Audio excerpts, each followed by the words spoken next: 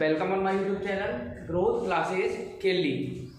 Class 9th में chapter जो 6 चल रहा है उसमें हमने क्या पढ़ लिया, लाइंस के बारे में पढ़ लिया, इंट्रोडक्शन पढ़ लिया लाइंस एंड एंगल्स का, लाइंस क्या होती हैं, एंगल्स क्या होता है। इसके अलावा हमने क्या पढ़ लिया, पेयर ऑफ एंगल्स हमने लास्ट क्लास में पढ़ लिया। पेयर ऑफ एंगल्स के साथ हमने कम्प्लीमेंट्री पेयर और सप्लीमेंट्री पेयर के कुछ क्वेश्चन भी हमने सॉल्व कर दिए। कुछ डाउट्स हैं तो वो मुझे सेंड कर सकते हो और मैं उनका सेम टाइम या फिर थोड़े टाइम के बाद ही तुम्हें तुम्हारा क्वेश्चन का डाउट का आंसर तुम्हें सेंड कर दूंगा। अच्छा, इसके अलावा अब हम स्टार्ट कर रहे हैं 6.1 एनसीईआरटी की 6.1 स्टार्ट कर रहा है। एनसीईआरटी का क्यों, हमने आरडी शर्मा से क्यों नहीं लिया। आरडी शर्मा में कुछ ऐसे क्वेश्चंस हैं जो हम लास्ट क्लास 6 क्लास 7 में पढ़ चुके हैं, उनके बारे में हम इतना टाइम वेस्ट यहाँ करेंगे ऑनलाइन क्लासेस। इससे चाहिए जिसके पास आरडी शर्मा हम क्वेश्चनों को पढ़ के देखे, करके देखे, नहीं होता तो मुझसे पूछे, कोई प्रॉब्लम नहीं है। लेकिन हमारे जो इंपॉर्टेंट क्वेश्चन है वो एनसीईआरटी के हैं और जो भी डाउट क्वेश्चन होंगे, अलग से जो एक्स्ट्रा क्वेश्चन होंगे वो मैं कहीं से भी मैच करके तुम्हें बनाऊंगा, उन्हें सॉल्व तुम्हें जरूर करना है। अब आते हैं इस क्वेश्चन पे। क्वेश्चन नंबर फर्स्ट क्या कहता है, इन फिगर 6.13, ये जो फिगर दे रखा है एनसीईआरटी के अंदर, ये 6.13 नंबर का फिगर है। Lines A B and C D intersect at O, दोनों लाइन एक दूसरे को ओ पॉइंट पर इंटरसेक्ट करती हैं।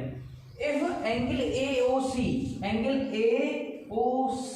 इन दोनों के बीच में बना हुआ एंगल, ये वाला angle, plus angle B O E, ये वाला एंगल क्या दे रखा है हमें, 70 डिग्री।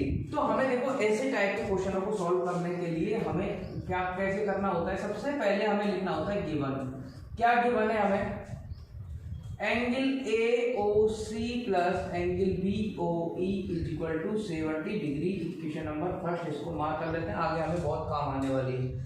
और क्या गिवन है हमें, इसके अलावा angle B O D is equal to 40 degree. Angle B O D देख लो इसमें कहाँ है, ये angle B O D 40 degree हमें दे रखा है, ठीक है,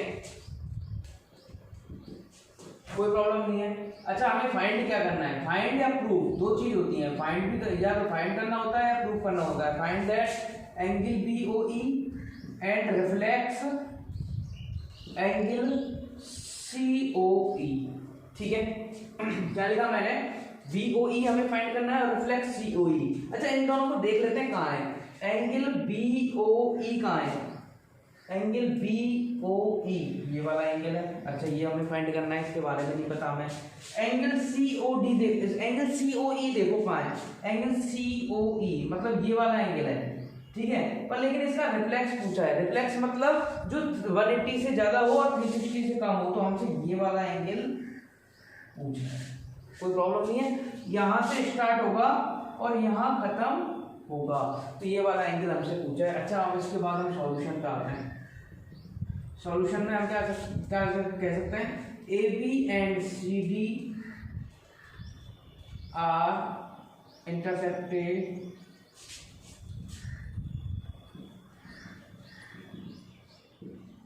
on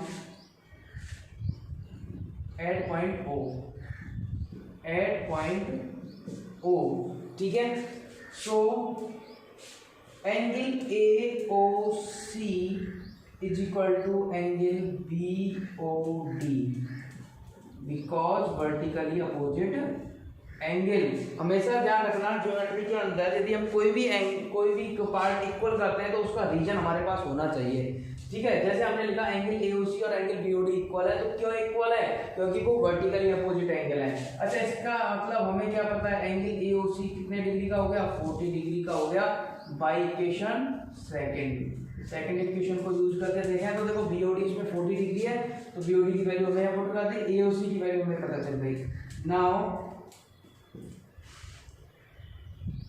angle A O C plus angle B O E is equal to कितना गिवन है हमारे पास, 70 डिग्री। अच्छा, इसको हम क्या लिख लें, ए ओ सी।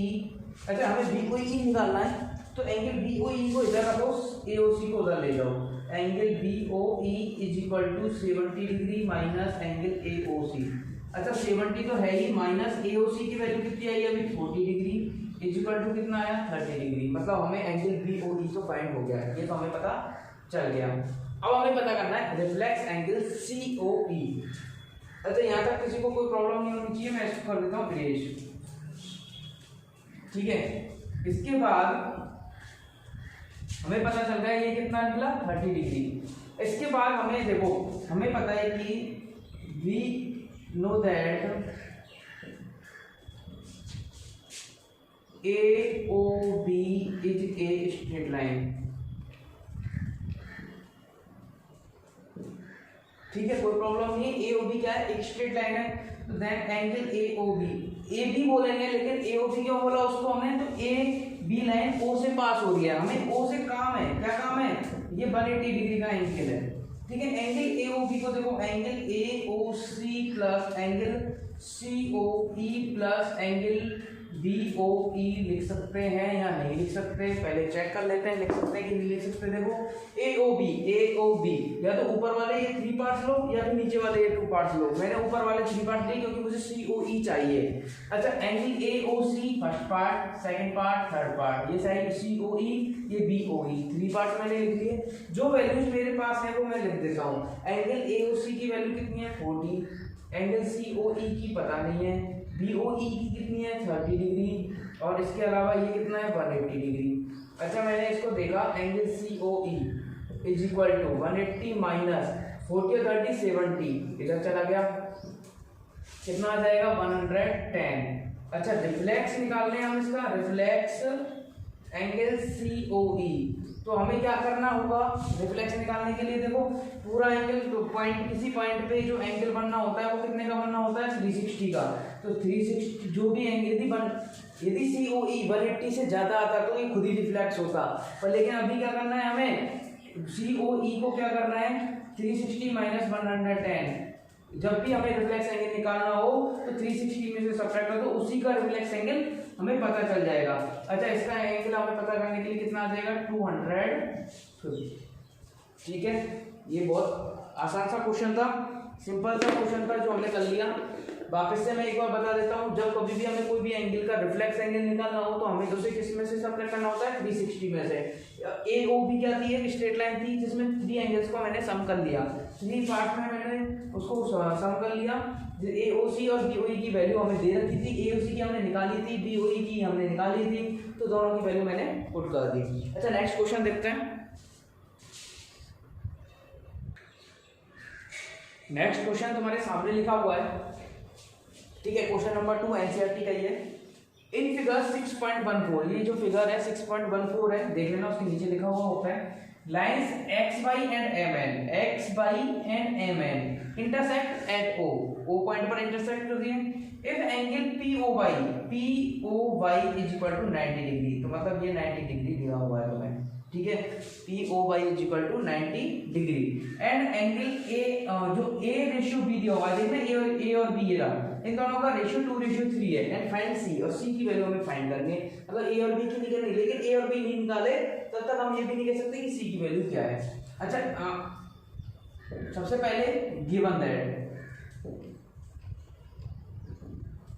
क्या गिवन है हमें, एंगल POY गिवन है इक्वल टू 90 डिग्री।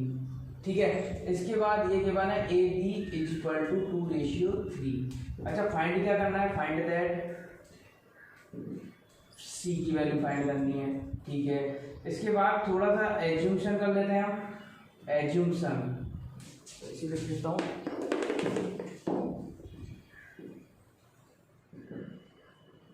ठीक है, क्या एज्यूम कर रहे हैं हम, एज्यूम करने के लिए देखो हमने क्या किया, हमें क्या था A/B इज इक्वल टू 2:3 था, तो let A is equal to 2x and B is equal to 3x।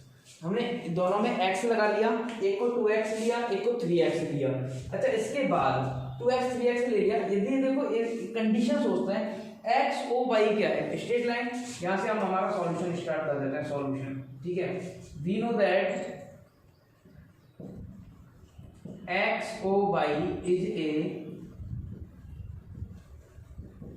Straight line. कभी भी ध्यान रखना, जैसे हम एग्जाम में क्वेश्चन कर रहे हैं, एग्जाम में हमें क्वेश्चन मिल गया और हमें उसका डायग्राम आंसर शीट में बनाना है, तो आंसर शीट में डायग्राम हमेशा राइट हैंड साइड में बनाइए। ठीक है, इस साइड में बनाना है हमेशा, और कोशिश करना ऊपर ही बने, जो हमारा गिवन वगैरह सब कुछ लिखा हुआ होता है उसी के पास बन जाए, ठीक है। और गिवन को हम ऐसा नहीं कि पूरी एक सिंगल लाइन में लिखें, थोड़ा थोड़ा पार्ट करके उसके इतनी जगह हम स्पेस बता दें कि इतना हमारा डायग्राम बन जाए, उसके बाद हमारे सॉल्यूशन तक हम पहुंच जाएं। तो हमेशा जो डायग्राम की जगह होती है वो कहाँ होती है, राइट साइड में, अपर साइड में। अच्छा, एक स्ट्रेट लाइन हमें पता है, तो so angle X O Y is equal to 180 degree, ठीक है। अच्छा, इसको मैंने 3 पार्ट्स में डिवाइड किया, क्या, angle X O M plus, अच्छा इसको मैंने ऐसे नहीं लिखा, ठीक है, इतना बड़ा लिखने का हमें कोई मतलब ही नहीं है, हमें दिख रहा है कि एक बी है, एक ए है, एक 90 है, ऐसे ही तो दिख रहा है, तो मैंने डायरेक्ट लिख दिया B plus A plus 90 degree is equal to 180 degree. अच्छा, वैल्यू पुट कर देते हैं, ए की बी की कितनी है, 3x plus 2x plus 90 is equal to 180। 90 को उधर ट्रांसफर कर दें, इनको ऐड कर दें, तो 90 उधर ट्रांसफर करेंगे, 180 माइनस 90 कितना हो जाएगा, 90 हो जाएगा। x इज इक्वल टू कितना हो जाएगा, 90/5, कितना हो जाएगा,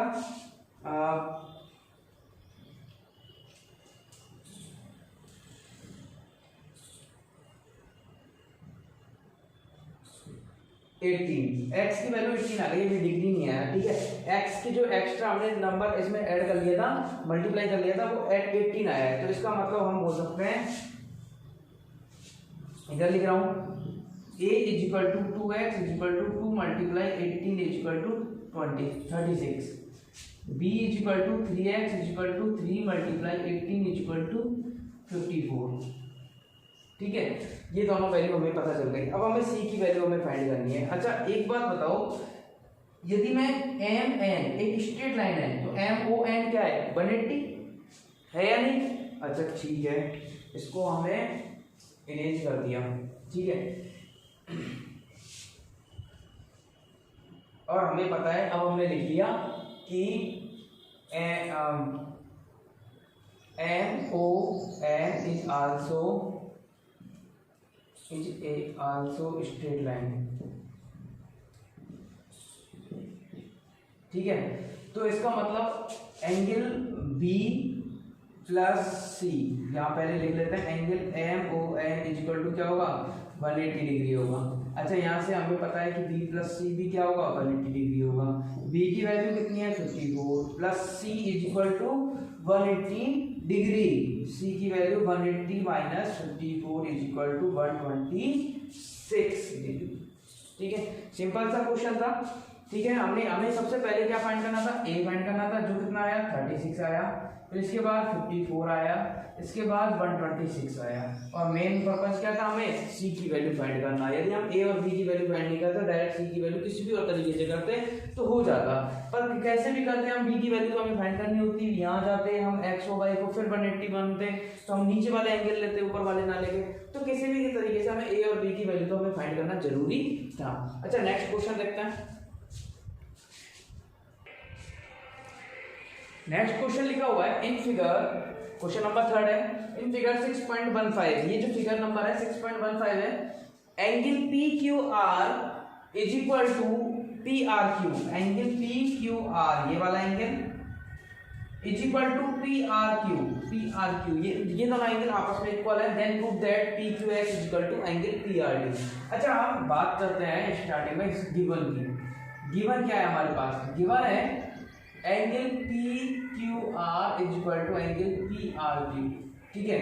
इसके बाद हमें जो प्रूव करना है, प्रूव दैट, क्या करना है हमें, prove angle P Q S is equal to angle P R P, ये हमें प्रूव करना है। इसके अलावा यदि हम बात करें एज्यूम्पशन की, तो हमें कोई भी एज्यूम करने की कोई भी जरूरत नहीं, यहाँ नहीं है। इसके बाद आ जाते हैं हम सॉल्यूशन पे। एक पॉइंट और होता है कंस्ट्रक्शन, यदि जब हमें कुछ भी एक्स्ट्रा लाइन में कंस्ट्रक्ट करनी होती है तो वो कंस्ट्रक्शन पॉइंट इंक्लूड कर देते हैं। अच्छा, यहाँ देखो सॉल्यूशन में क्या करते हैं, सॉल्यूशन के अंदर हमें पता है कि एस क्यू आर क्या है, एक एंगल 60 डिग्री है। यहाँ हम सबसे पहले लिख देते हैं angle P Q R is equal to angle P R Q, ये तो हमें गिवन है, ठीक है, और इसको हम इक्वेशन नंबर फर्स्ट ले रहे हैं, ठीक है, ये काम आने वाला है। अब वी नो दैट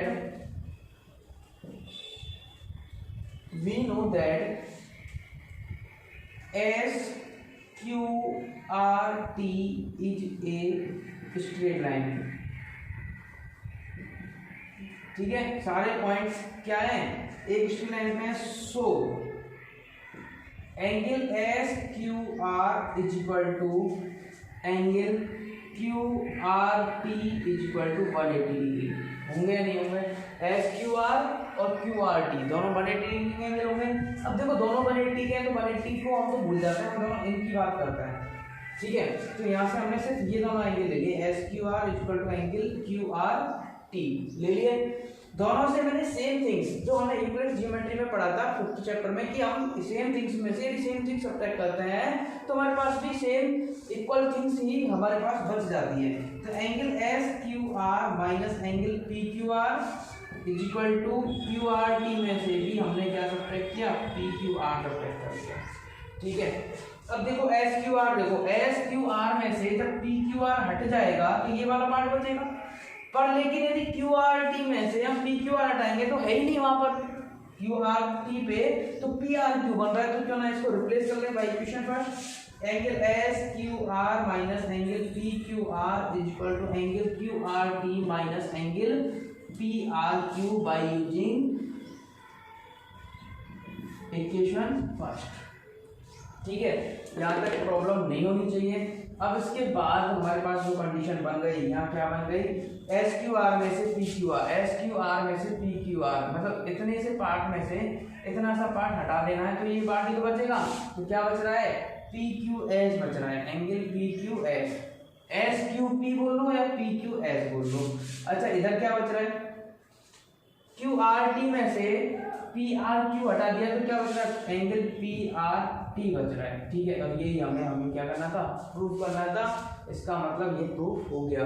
जब कभी भी हमें, देखो अभी तक तो हमने फाइंड वाले क्वेश्चन किए थे, प्रूफ वाले क्वेश्चन नहीं किए थे। पहला क्वेश्चन है जो हमने प्रूफ वाला किया है, और जब हमें कभी भी प्रूफ वाला क्वेश्चन करना होता है, प्रूफ हो जाता है तो पूरा क्वेश्चन हो जाने के बाद जहां तुम्हारा प्रूफ हुआ है उसी के बिल्कुल सामने जाओ और एक लाइन बिल्कुल नीचे आ जाओ। मतलब इसके सामने मैं गया बिल्कुल अपने पेज पे नीचे आ गया, ठीक है। और उस पेज पे जस्ट अगली लाइन में एक लास्ट कॉर्नर पे राइट साइड में QED लिखना होता है। इसका मतलब होता है इति सिद्धम, मतलब हम इसको प्रूफ कर चुके, ठीक है। हमने प्रूफ कर दिया है, ठीक है। तो मेरा पेज ही चल रहा था, पेज में यहाँ खत्म हुआ, इससे जस्ट अगली लाइन में मैंने यहाँ लिख दिया है, ठीक है। अब अगला क्वेश्चन आते हैं, क्वेश्चन नंबर 4।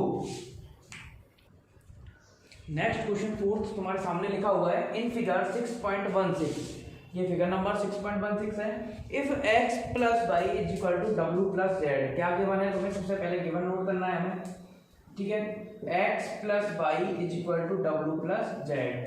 अच्छा इसके अलावा हमें कुछ और गिवन नहीं है, ठीक है। हमें प्रूव करना है, प्रूव क्या करना है, prove that AOB is a line, line मतलब स्ट्रेट लाइन, या फिर हम इतना प्रूव करते हैं angle AOB is equal to 180 degree.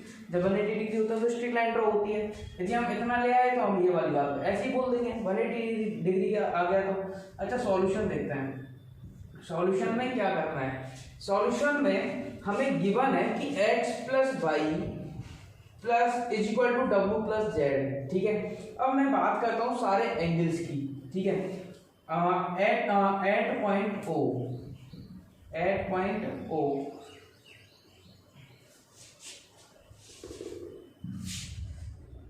we can say that the sum of all angles at point O, ठीक है, इज 180 डिग्री।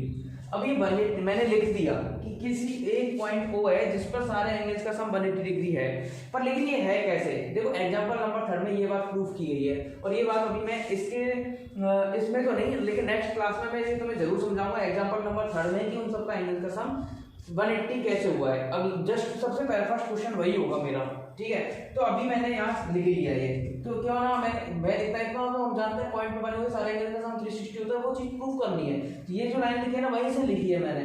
अब मैंने लिख तो लिया, तो इसका मतलब क्या है, x plus y plus z plus डब्ल्यू इज इक्वल टू कितना आएगा, सॉरी यहाँ 360 आएगा, ये 180 नहीं 360। पॉइंट पे बने हुए सारे एंगल का सम कितना होता है, 360 होता है, ठीक है। 360 मैंने यहाँ लिख लिया। अच्छा मुझे पता है x plus y is equal to डब्ल्यू प्लस जेड है, इक्वेशन नंबर इसको हम फर्स्ट मार्क कर देते हैं। तो x प्लस वाई को हटाया मैंने, यहाँ लिख दिया डब्ल्यू प्लस जेड लिख दिया, प्लस जेड प्लस डब्ल्यू इजिकल टू 360। अच्छा यहाँ कितने डब्ल्यू कितने जेड हो गए, 2w प्लस 2z, ठीक है, इजिकल टू 360। 2 कॉमन लिया और डिवाइड में ले गए, w plus z is equal to 360 upon 2 is equal to 180 degree. अच्छा देखना w प्लस जेड इन दोनों से एंगल बन रहा है, एक तो जेड तो है एंगल, w की बात करें तो एंगल BOD और जेड की बात करें तो angle AOD is equal to 180 degree, और हम दोनों को बोल सकते हैं angle AOB is equal to 180 degree. Now we can say AOB is a line। हो गया प्रूफ, QE, ठीक है। बिल्कुल लास्ट में लिखना है, जहां जैसे ये पेज है और तुमने अपना क्वेश्चन यहाँ खत्म किया तो यहाँ लिखना है, बिल्कुल यहाँ, ठीक है, जहाँ क्वेश्चन ऐड करते हैं उसे जस्ट अगली लाइन में बिल्कुल लास्ट में, ठीक है। आज के लिए इतना ही, क्वेश्चन नंबर 4 तक हमने कर लिए। कल हम लास्ट 6.1 के क्वेश्चन नंबर 5, क्वेश्चन नंबर 6 भी सॉल्व करेंगे और उसके साथ साथ एग्जाम्पल नंबर 3 भी सॉल्व करेंगे, ठीक है। आज के लिए इतना ही, थैंक यू सो मच। ज़्यादा से ज़्यादा स्टूडेंट्स तक ये लिंक शेयर करें, जिसने अभी तक चैनल को सब्सक्राइब नहीं किया है वो चैनल को सब्सक्राइब करें। Thank you so much.